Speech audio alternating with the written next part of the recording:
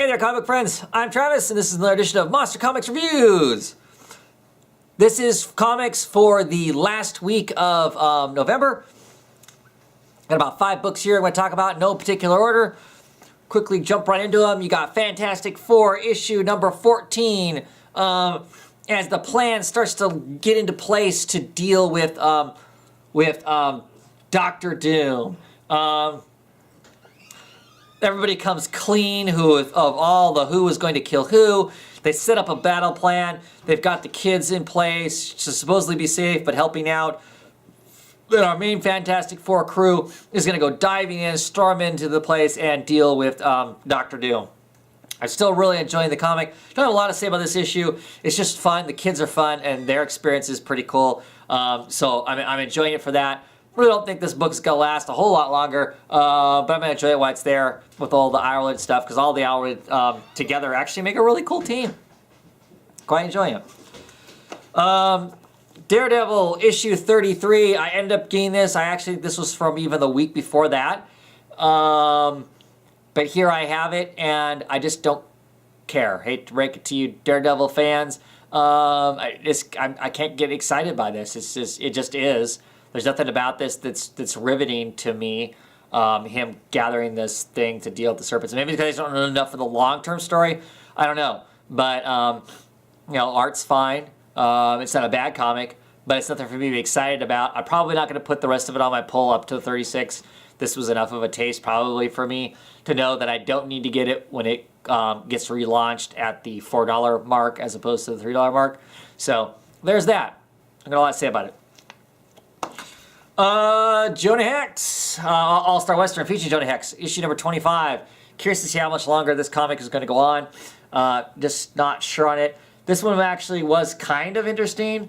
Swamp Thing shows up. Maybe they're going to get Swamp Thing to help him out. Constantine kind of jerks him around a little bit. I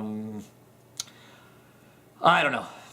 I've had my fill of more tat on art. I do not care for the way his women are drawn. They bother me. I just don't care for. They all look the same. They're all ridiculous. Got ridiculous body types. And I know that shouldn't be my hang up on the book, but it's becoming that because I'm not really that interested in the storyline that much. Other than Hexing Society doesn't like the future because it makes no sense to him, and he wants to go back. And we find out that he is he's hexed, and that he's protected by angels of sorts. But I'm not really feeling this book anymore. It just doesn't really do a lot for me. I'm fairly sure that I'm done collecting it.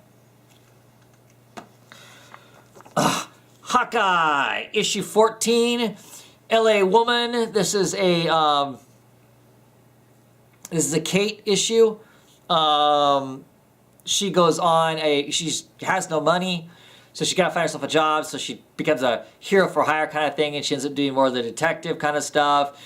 And it's just a fun little vignette of her and her dealing with stuff. And of course, we see at the end that Mystique is the person. Mystique? Madame Mystique? Lady with the metal mask, Madame Mystique, yeah. At the end of it, she's going to be in conflict with her yet again, or still, look at it. But there is just some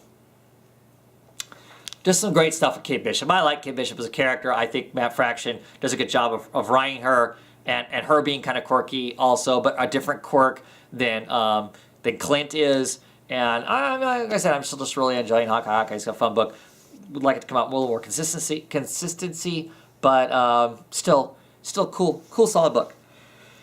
And finally, Justice League Dark, which this issue really didn't do a whole lot for me. I don't know that I'm excited about the whole Blight War thing that's coming along. Cool to see the evil Aquaman survive in some sense or another. I don't like where they're taking the Justice League Dark as far as the team and the team's makeup.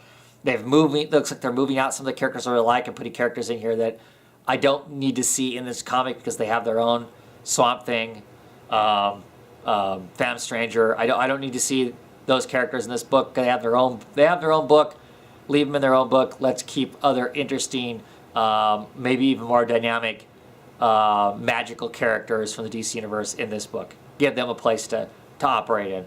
That being said, the art in this is beautiful.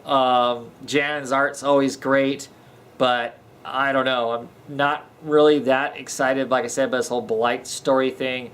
I'm not a fan of Night Nurse. You're not a Nightmare Nurse. You see her, you look at her, you hear her say a few words, and she's one note, and you already get her right off the bat. There's nothing dynamic about her. She's just, yeah, a woman walking around in a sexy purple nurse outfit. And then that's what she is. So, yeah. Not too excited. I don't know. I'm cleaning all the Justice League stuff right now, but there may become a time fairly quickly that I'm not. So, that was it. Not a whole lot. And I guess not a whole lot to say because it's been a while since I read those books, to be quite frankly. But I'll be back fairly quickly with more videos. Thanks for watching, everybody.